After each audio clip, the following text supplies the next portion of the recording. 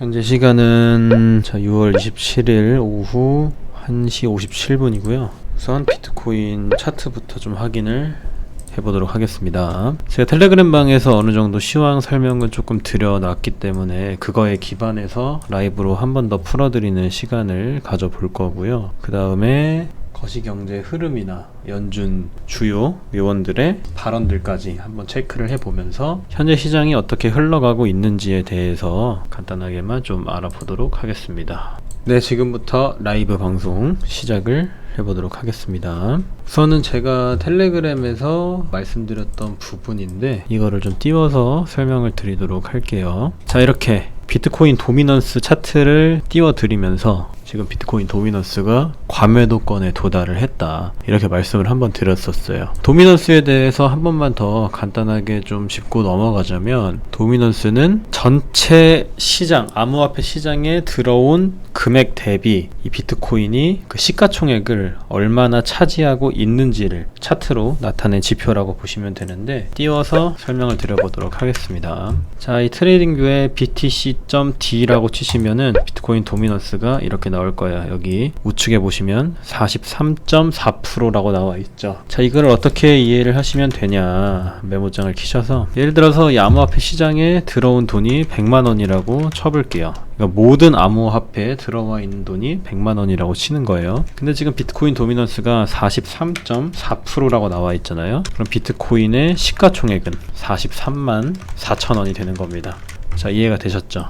전체 암호화폐 금액, 전체 암호화폐 시가총액 대비 비트코인이 그 덩치가 얼마나 되는지를 나타낸 지표라고 보시면 됩니다. 제가 오전에 시황에서도 말씀을 드렸듯이 비트코인 도미넌스가 빠지게 되면 어떻게 해석을 하면 되냐, 다른 알트코인들로 자금이 쏠리고 있는 상황이다 라고 봐주시면 된다고 설명을 드렸습니다. 단기적으로 지금 업비트를 들어가더라도 어느 정도 알트코인들의 좀 랠리 현상이 나오고 있는데, 그 랠리 현상을 우리들이 조금 더 투명하게 바라봐야 된다고 해야 될까요? 그러니까 알트코인들이 쭉 갈 거라는 생각을 버리시는 게 좋다는 얘기죠. 사실 이 거래량만 체크를 하더라도, 뭐 샌드박스를 예를 들어 볼게요. 기간을 좀 확인을 해보도록 하면은 2021년 한 7월달 정도부터 이렇게 꾸준하게 거래량이 수급이 들어왔어요. 물량 매집이 박스권에서 일어났었다는 얘기인데, 지금 올리는 거래량과 이 예전에 대시세를 냈던 거래량과 비교를 해보면 너무나도 현저한 차이가 난다. 10분의 1 정도의 수급으로 단기 반등 정도가 나오고 있다 라는 관점이 부여가 됩니다.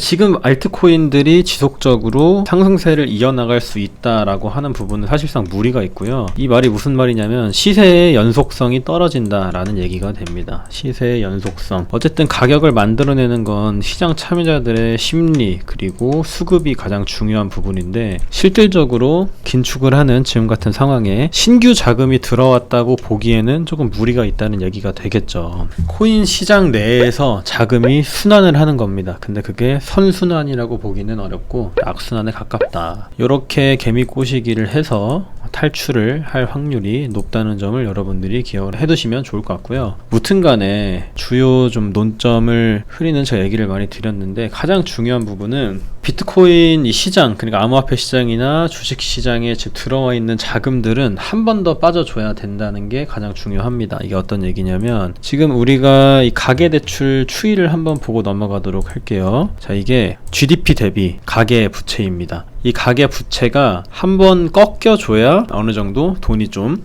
회수가 되고 있다는 그런 뜻으로 해석을 할 수가 있는데, 아직 GDP 대비 가계부채가 이렇게 상승세를 유지하고 있기 때문에 이 시장에서 거품이 좀 덜 빠졌다고 볼 수가 있는 거예요. 그러니까 왜 대출 추이로 이 시장의 거품이 덜 빠졌다 이렇게 체크를 하는 거냐면, 우리가 그 제로금리 시대 때 연준이나 아니면 우리나라 정부에서 등등 대출을 정말 많이 해줬어요. 대출을 많이 해서 지금 뭐 부동산이나 주식 코인들 가격이 엄청나게 오른 거겠죠. 가장 대표적인 예로 삼성전자만 하더라도 가격이 장난 아니게 이렇게 올라줬습니다. 쉼없이 올라줬단 말이에요. 근데 이렇게 올랐던 그 수급이 어디서 나왔냐? 그게 대출에서 나왔다라는 얘기입니다. 근데 이 백데이터를 통해서 대출 추이를 살펴봤을 때 아직은 그 추이가 이렇게 꺾이지가 않았다. 긴축이 진행 중이고 시장의 거품은 빠져야 하는 상황이라는 얘기죠. 대출금. 미국의 GDP 대비 가계부채는 아직 꺾이지 않는 모양새로 거시적인 시황, 거시적인 시황은 뭐 인플레이션이나 아니면 긴축 등을 얘기하겠죠. 그런 시황상 한 번 더 꺾일 가능성은 남아있는 상태. 지금의 알트 랠리는 신규 자금 유입이라기보단 시장 내 자금 순환 정도로 보시는 게 좋다. 자, 그리고 이 비트코인 차트를 제가 뭐 4시간 봉을 킨 다음에 헤드앤숄더 패턴이 나왔다고 말씀을 드렸잖아요. 자, 좀 켜보도록 하겠습니다.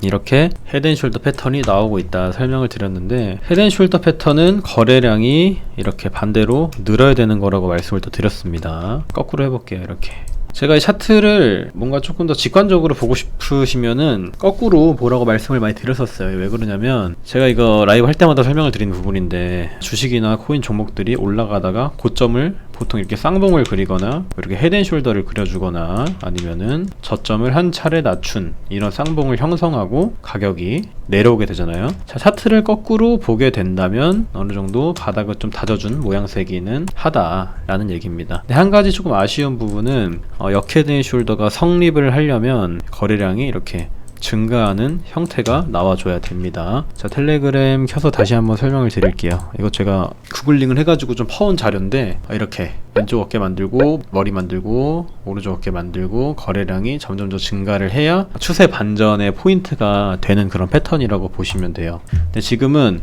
패턴은 그렇게 흘러가고 있는데 거래량은 줄고 있어서 뭐 대략 좀 쌍바닥 찍어주거나 지금 여기 중심선 맞았으니까 다시 떨어질 가능성도 있는 그런 상태라고 봐주시면 될 것 같습니다. 한 가지 조금 아쉬운 부분이 가격이 이렇게 조금씩 올라가면서 사실 거래량이 붙어주는 게 굉장히 중요하거든요. 시세의 연속성을 이어나가기 위해선 거래량이 필수적인 부분이다. 거래량을 여러분들이 간단하게 땔감 같은 거라고 생각을 하시면 돼요. 우리가 장작불을 막 지필 때 뭐 지푸라기나 아니면 장작이나 그런 것들이 필요하잖아요. 이 상승세를 이어나갈 수 있는 그런 장작이 바로 거래량이다. 하락할 때도 거래량이 막 실리면은 그 하락세에 점점 더 힘이 강해지고 있는 모양새라고 여러분들이 생각을 하시면 되고요. 반대로 가격이 이렇게 상승하는 종목에 거래량이 점점 실려준다는 건 그 상승세를 이어갈 확률이 높다라고 보시면 되겠습니다. 그래서 이 추세 반전형 패턴이 나왔지만 오히려 거래량은 다이버전스는 아주 반대로 가는 걸 얘기하죠. 거래량은 이렇게 소강이 되는 형태가 나와주고 있기 때문에 한 번 더 거래량을 트면서 올려주거나, 이렇게 다시 채널이 또 나오겠죠. 그런 모양새가 나오거나 아니면은 다시 한번 저점 테스트하고 이렇게 아름답게 쌍바닥 그려주고 올라가거나, 둘 중 하나라고 생각을 하시면 되겠습니다. 어쨌든 간에 뭐 딱히 설명드릴 부분은 없어요. 이 하락을 소강시키기 위해서는 적어도 횡보 쳐주면서 기간 조정을 주거나 아니면은 가격 조정을 한 번 더 주는 방법밖에 없습니다. 그러니까 우리가 계속해서 하락하는 이 종목에 하락세를 돌리는 방법은 횡보로 이렇게 이동평균선들을 다 풀어줘야 돼요. 이동평균선은 종목의 그 모멘텀을 가장 쉽게 볼 수 있는 지표잖아요. 이 장기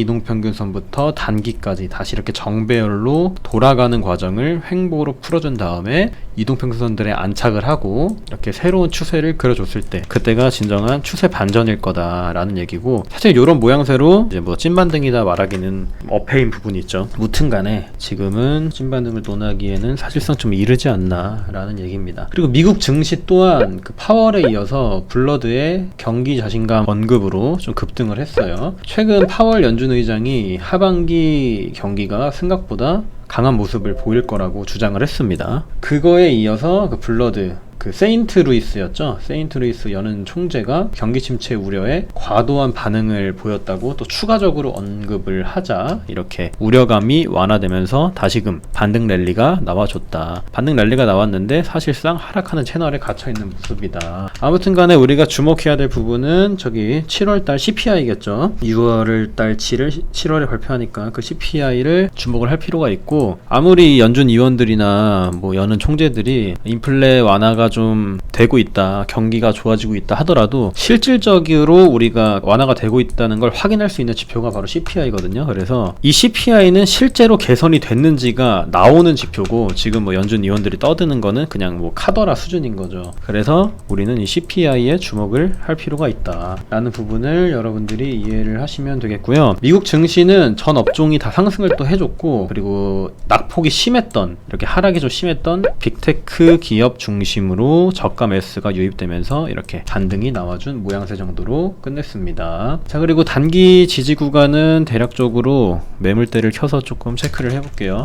자, 이 정도 체크를 하시면 되겠습니다. 단기 지지 구간은 19.7K 정도 체크를 해주시는 게 좋겠고요. 여기가 깨진다면 다음으로 볼 부분은 당연히 요 저점 구간이겠죠. 그리고 제가 저번주 라이브 때도 초입 때 설명을 드렸던 바로 요 구간, 매물대 가장 두터운 구간 12K 정도, 여기까지도 열어두시는 거는 어느 정도 합리적인 판단일 수 있다 라는 관점으로 좀 체크를 해주시면 좋을 것 같습니다. 자, 그 다음에 7월 CPI 결과가 나오고 또 FOMC 회의 있잖아요. 이때 또 자이언트 스텝이 나오는지 빅 스텝이 나오는지 그 결과를 주시하면서 시장을 체크를 해보시면 되겠습니다. 오늘 제가 말을 굉장히 빠르게 해서 10분 만에 끝나버렸는데 여러분들이 좀 궁금하신 부분 있으시면은 제가 설명을 드려보도록 할게요. 무엇이든지 여쭤봐 주셔도 괜찮습니다. 무튼 간에 우리가 주요적으로 살펴볼 일정들을 저 어디 텔레그램에서 퍼왔는데 기억이 안 나가지고 아무튼 요거 한번 확인을 해주시면은 될 것 같아요.